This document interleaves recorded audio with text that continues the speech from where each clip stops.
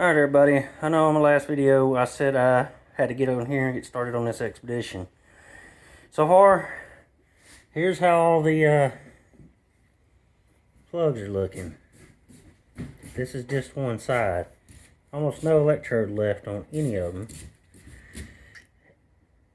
And that's why it's running so rough, partially. Got new cool packs, already did them. Of course, I had to replace one of the cool pack clips because, well, forward are crap and the wiring inside broke when you try to plug the new plugs in, or cool packs rather. And I'm going to show you why you don't go from conventional motor oil to synthetic or synthetic blend. People don't believe this. Some people do, some people don't. I spent a lot of years working between dealerships and oil change, things like that.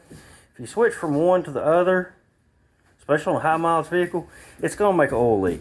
Now let me get up there and I'll show you what I have to do to fix the issue. Alright, this is the passenger side. Of course, these Fords are notorious about crap leaking anyway. They didn't do a good job on sealing them cylinder holes up, so dirt and grime and grit get in there. So when you're doing your plugs, you always want to blow them out real good. Use a vacuum cleaner, parts cleaner, just spray down there and get all that crap out. Now I was showing you, or I was telling you rather, about switching from a conventional standard motor oil to a synthetic or synthetic blend, which unfortunately we had to go to a synthetic blend because I do my own oil changes and you can't buy regular conventional motor oil anywhere around here. So I'm having to take this valve cover off completely just to replace the gasket now, because the gasket started leaking on the bottom. And anytime we go anywhere, it leaks out and it leaks down on the exhaust manifold and it smokes. I don't know if you can see down in there real well. You'll see a little bit here. Let me get underneath and show you too. See, that's valve cover gasket leaking. And that didn't start until after we switched from a conventional to a synthetic oil. Which, when I worked at oil change places, things like that, you know, I'd always advise customers not to do that. And I had several that would listen, I had several that wouldn't, and then they'd want to come back a couple of weeks later because all of a sudden they got oil leaks and they say we messed their vehicle up.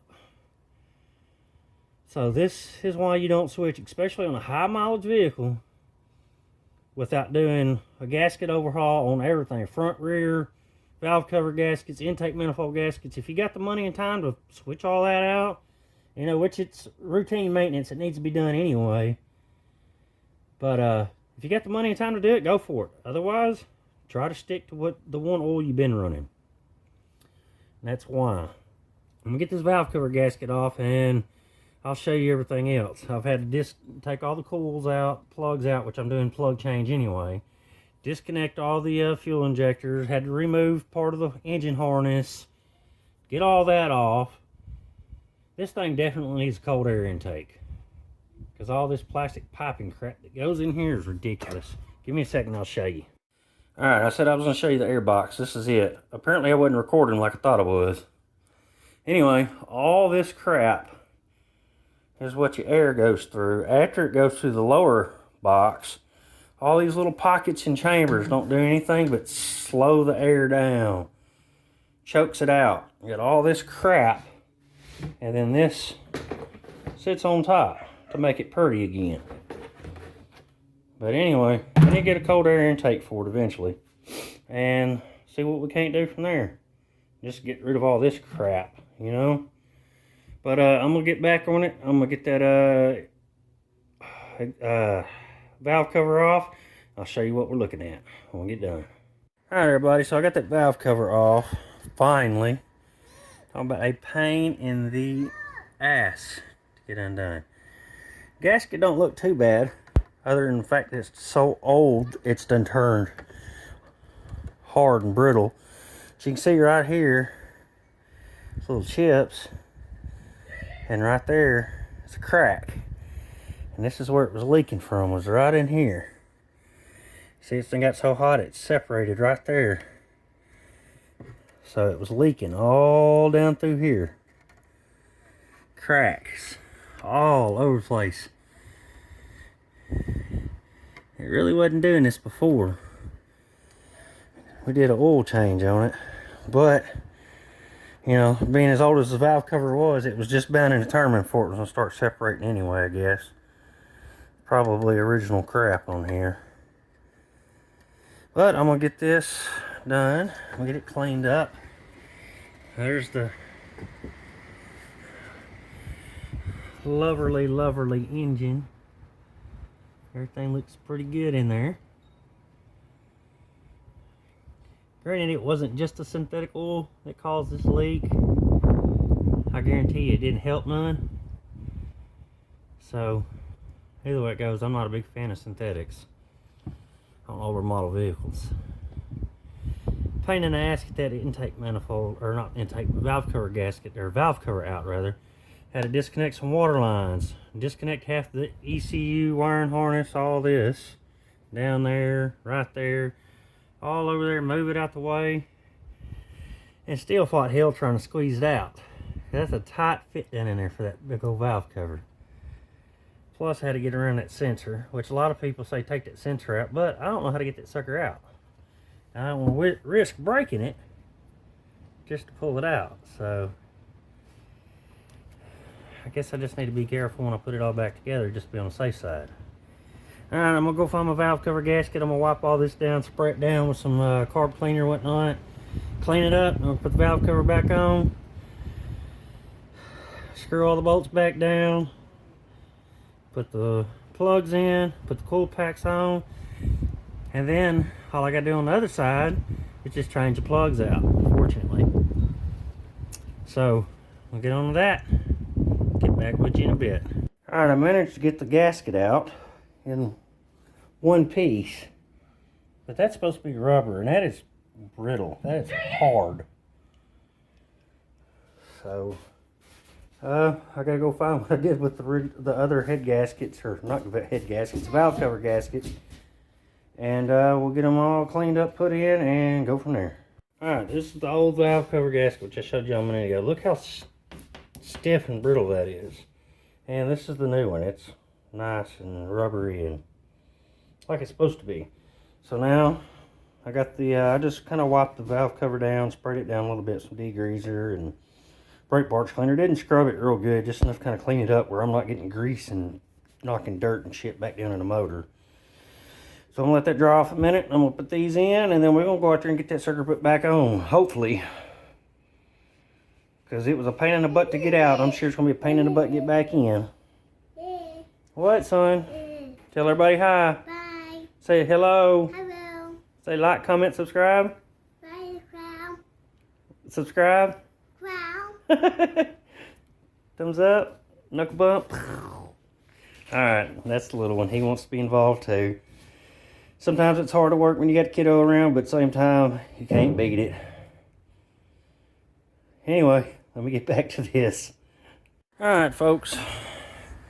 Got it back in. Went in a lot easier than it came out, that's for dang sure. All you do, really, I don't know if there's a specific tightening sequence on it. I'll always start on one corner, top, go to the bottom over there, crisscross, and work your way back and forth. Now I just have one left to tighten up, and it's down here underneath all the AC lines and everything. Can't see it from up here, but you can see it right there. It's easier to get from underneath the fender. There's a couple of them are pretty easy to get from underneath. So I'm gonna tighten that up, then we gotta hook up all these lines back up and go on to the other side. Now, one thing I want to tell you, remember when you're doing this, make sure you got a blower, blow all the crud and crap out of these spark plug tubes before you pull the spark plugs out. I even sprayed some carb cleaner, brake parts cleaner down in there to break up the sludge and crap, because these valve covers are bad about leaking down into the spark plug tubes and causing issues.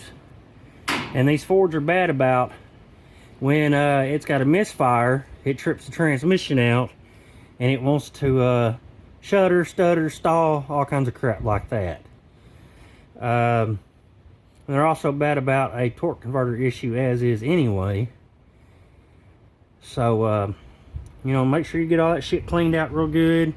If you got a good shop vac with a fine tip hose, you can get down in there, suck the shit out of it too, before you put plugs down in and everything like that. I tried to make a little adapter for my shop vac, didn't work too well. But I made this little thing right here out of a piece of water line for like a washer, or not a washer, but a refrigerator, to run water to your refrigerator, things like that. Just add it to air blower, stick it down in the tubes and blow it out. Almost done on this side. Damn, I'm shaking. Sorry about that. Should have had no shake on, but maybe you've seen it, maybe you don't. But anyway, get all that hooked back up, and it'll be on the other side, which the other side spark plugs and coil packs are the ones I'm not looking forward to. And I'll show you that here in just a second. Alright, we're on the driver's side now. The front three aren't bad. It's that number 4 back here in the very back. The bolt to hold it in is underneath that firewall edge, underneath the fuel rail and all that crap. So I gotta reach down in there. You gotta have little bitty tiny hands. Extensions stand on your head while you're underneath the truck doing backflips to get to it damn near. And we'll get that out, and then it won't be too bad. But I'm gonna finish this other side up, and I'll go from there. I'm gonna show you what these plugs look like when they came out of here, and it was definitely time for an upgrade and have these plugs replaced. So give me a minute, I'll get in there and show you these plugs, the old ones especially compared to the new ones. Oh, and also another little trick. If you don't have the right size spark plug socket, you just got a regular socket, and you can't get the spark plug out of the tube, chip piece of fuel line, just reach down in there and poke it on the end of the spark plug, and it'll pull right out. I didn't have the right spark plug socket for these, so I had to make do, and that's a little trick that I learned a long time ago. Works great. Let me go in there and show you these spark plugs real quick. Alright, these are old spark plugs. Barely any electrode left. This is all passenger sides, 1, 2, 3, 4, starting from the front to the back. Number 2. Number 3 was the one that's been giving me the most issues. You can see where it's kind of seized up in the block a little bit too. Luckily, so far, I didn't break none. But if you see right there, it's cracked. Got a little thin crack almost all the way around. Well, it looks like a crack. Maybe it ain't. Alright, it wiped off. It ain't a crack.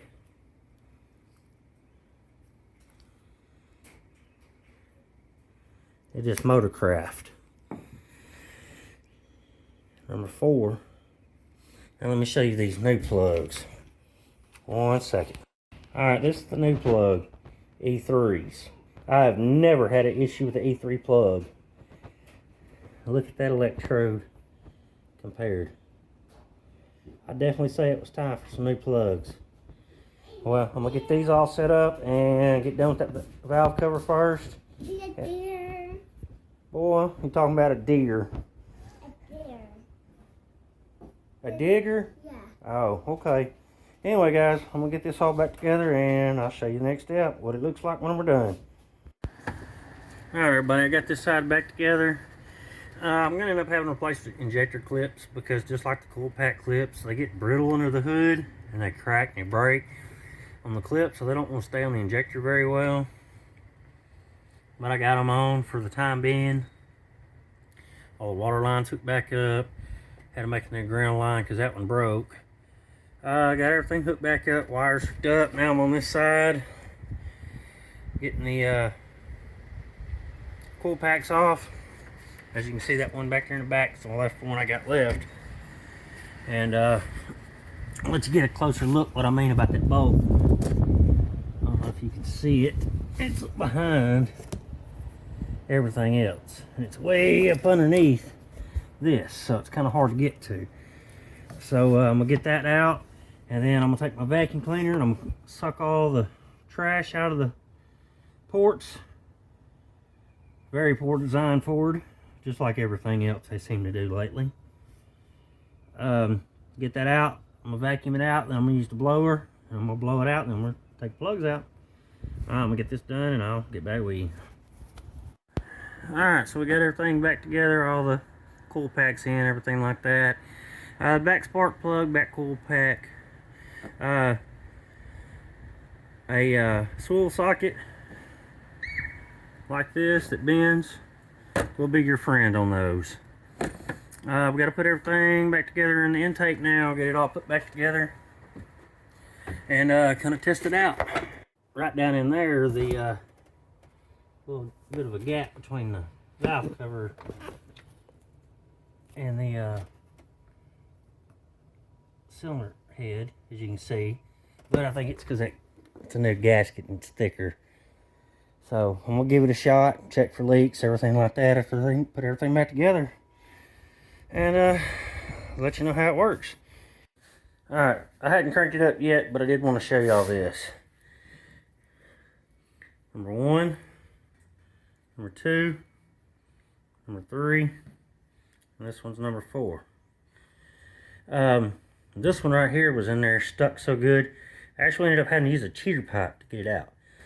The issue is the valve covers don't have real good gaskets on them other than the boot.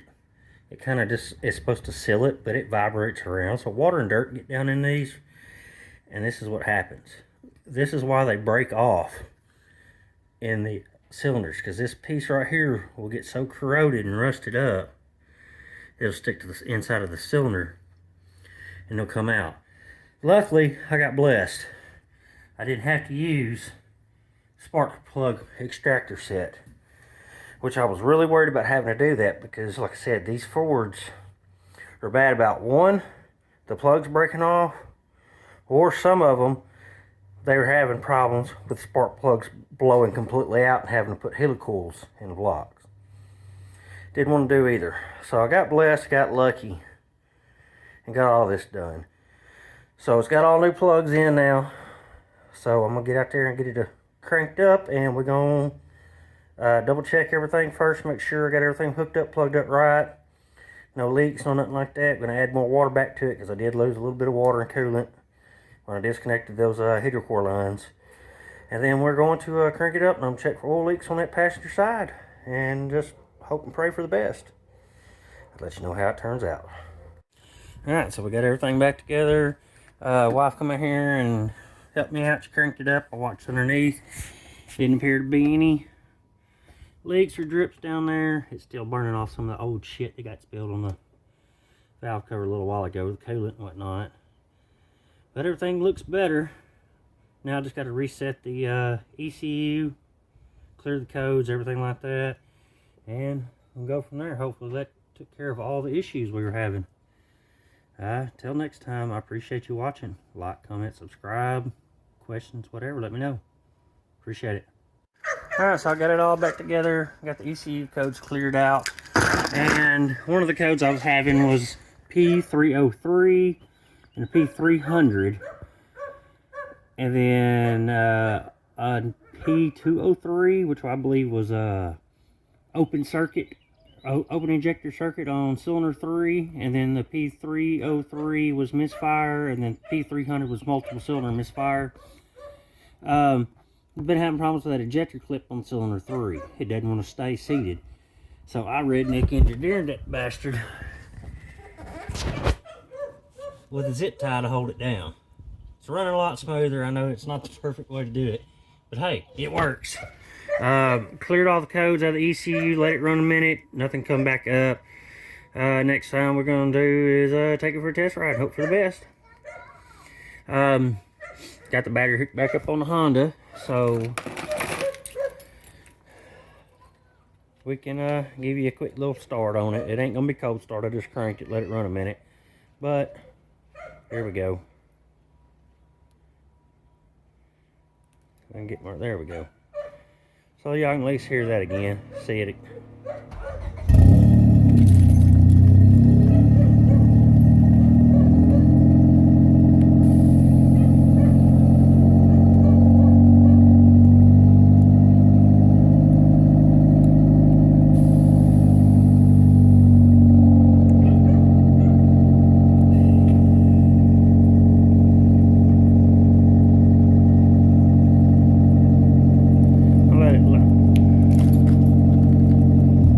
Leave it raised up. I watched it the other day and you can't even tell now with all the rain we've had.